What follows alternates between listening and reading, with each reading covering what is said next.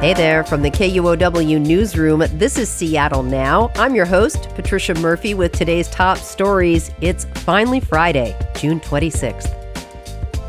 Soccer fans are starting to pack into Pioneer Square now for the fourth World Cup match in Seattle. Casey Martin reports people are in jerseys supporting Egypt, Iran, and gay pride. It's easy to spot Brandon Christopher downtown. While everyone else is wearing red for Egypt or green and white for Iran, Christopher is in head-to-toe rainbow. Initially, I was actually just going to wear the hat, but when I saw that both countries petitioned FIFA to not allow any rainbow, I was like, well, kind of have to go all out now. June is Pride Month, with events happening all month long. The big city parade on Sunday and tonight's World Cup Pride match.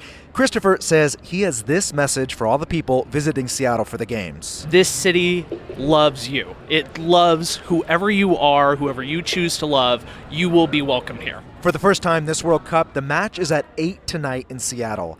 That means one big Friday night Pride soccer party is about to, well, it's already started. In Pioneer Square, I'm Casey Martin, KUOW News. Washington State's budget has a hole in it, a big one, nearly $500 million. State government reporter Sarah Mises-Tan has more. The state's latest economic forecast shows revenue in the red. Job and wage growth are down, and the war in Iran hasn't helped. Republicans say majority Democrats are also to blame. Our problem with our budgets is legislatively created, and it needs to be legislatively fixed. It's an issue of overspending. And we need to get spending under control. That's Senator Chris Gildon. He's a Republican on the Revenue Council. One bright spot, the state's capital gains tax brought in way more money than officials thought it would. This is a tax on wealthy people's sales of stocks and bonds. Without it, the budget hole would be bigger. State Democrats have taxed and cut their way out of shortfalls the past 2 years in a row, but Governor Bob Ferguson says he doesn't want new taxes next year. In Olympia, I'm Sarah Mises-Tan.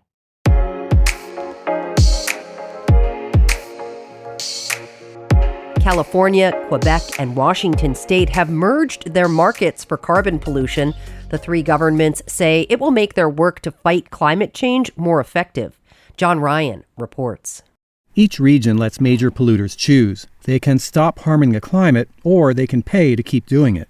Polluters can buy and sell permits to emit heat-trapping carbon dioxide. With an agreement signed Thursday, emitters would be able to buy carbon allowances from anywhere in the three jurisdictions. At the latest auctions in California, pollution permits sold for half the price they did in Washington. Governor Bob Ferguson and supporters stopped short of promising reduced energy prices, but say the combined market would be more stable. The Trump administration, while overseeing the world's largest economy, has been aggressively boosting fossil fuel use. Ferguson says the region can't wait for the federal government to get with the program. California, Quebec, and Washington together are equivalent to the world's fourth largest economy. John Ryan, KUOW News. A group of nearly 400 newspapers is suing Microsoft and OpenAI for copyright theft. The papers filed the federal lawsuits this week, accusing the companies of using copyrighted news content to train their AI models. The plaintiffs say Microsoft and OpenAI have been making money off the work of local journalists without permission or compensation. They also say OpenAI purposely stripped out copyright information from the published work, things like author bylines and copyright notices. It's the largest coordinated effort so far by local media to push back on AI companies scraping their content. KUOW has reached out to Microsoft for comment. We'll update this story if we get a response. Nearly 300 workers at the Bellevue-based video game company Bungie are losing their jobs. That's the group behind the blockbuster Destiny and Halo franchises. Sony Interactive Entertainment acquired the company in 2022. Seattle Times reports the cuts appear to be part of a reorganization after the company says the game Destiny 2 fell short of expectations. The layoffs will take effect July 9th. A burn ban for all Mount Rainier National Park is now in effect due to dry conditions. That means you can't use barbecue grills or light any campfires. A similar campfire ban goes into effect Monday at North Cascades National Park, Ross Lake National Recreation Area, and Lake Chelan National Recreation Area. Also, keep in mind, you cannot set off fireworks on federal land. Now our feature story. Tonight's match between Iran and Egypt is both political and intensely personal for many Iranian Americans in the Puget Sound region. Anna Boyko-Wyrock reports how major events inside Iran this year before the war are casting a long, dark shadow. A warning, some listeners might find details in this story disturbing. Mohammed is Iranian American and lives south of Seattle. When he told his father in Iran that he scored a ticket to the World Cup, his father did something surprising. He said, "Don't go." He said that even if the seats stayed empty, it would be better because we do not consider the national team to be our team. It's not uncommon to hear Iranian Americans say that the national team represents the ruling regime and not the people.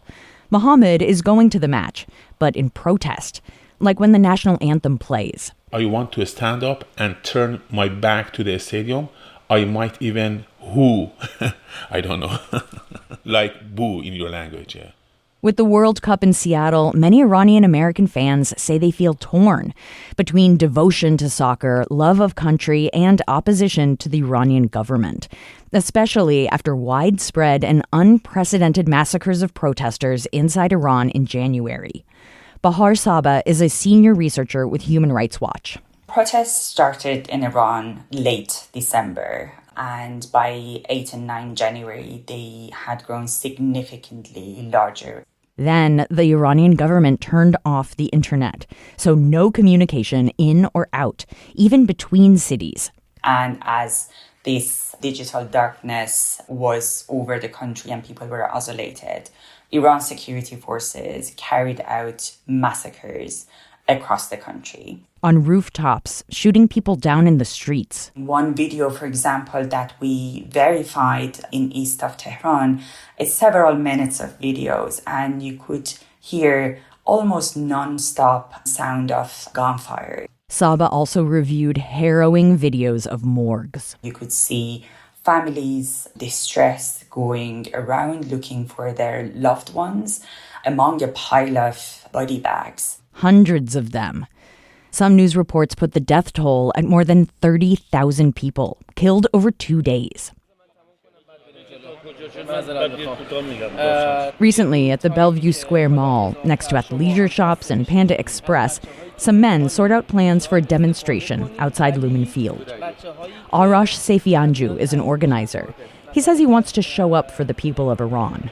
As a people who live in the free countries, we try to be their true voice and show people that's what's going on in Iran. We are not happy with our people getting killed, and we want to show that. They'll hand out the Iranian opposition flag with a lion and sun and T-shirts. The shirt you wear to the stadium can be symbolic, and the official team jersey controversial. But others plan to wear that jersey. For me, from my perspective, it's important to separate national symbols from governments. This Iranian man from Seattle asked to remain anonymous for safety reasons. For example, does waving the American flag mean you support President Trump? For him, the Iranian team does not represent the Iranian government. I think the team represents the Iranian spirit. And everything great about Iranian culture. We should be able to put aside everything else and say we're Iranian for these 90 minutes, and what we care about is for this team to be successful. Down south of Seattle, Mohammed is making his own T-shirt. It's both political resistance and memorial. He shows me a video from Iran of a graveside speech by a grieving father. Mohammed bursts into tears and hands me a translation.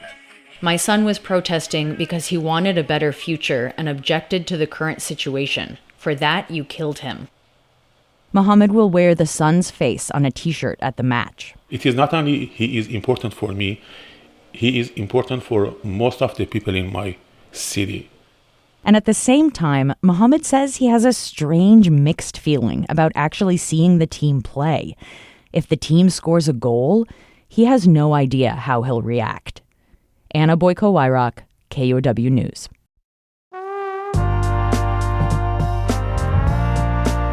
Next week on Seattle Now, the city of Seattle has expanded its storefront repair program where small businesses can get reimbursed after they get vandalized. The funds have been extremely helpful for some businesses, but other businesses are saying that what is eligible for reimbursement under these funds is not super helpful for their particular situations. Businesses are facing burglaries. It doesn't cover reimbursing any stolen goods. Hear more Monday morning. That's all for today from the KUOW newsroom in Seattle. Our producer is Andy Hurst, and I'm Patricia Murphy. Seattle Now and KUOW are members of the NPR network. Have a great weekend.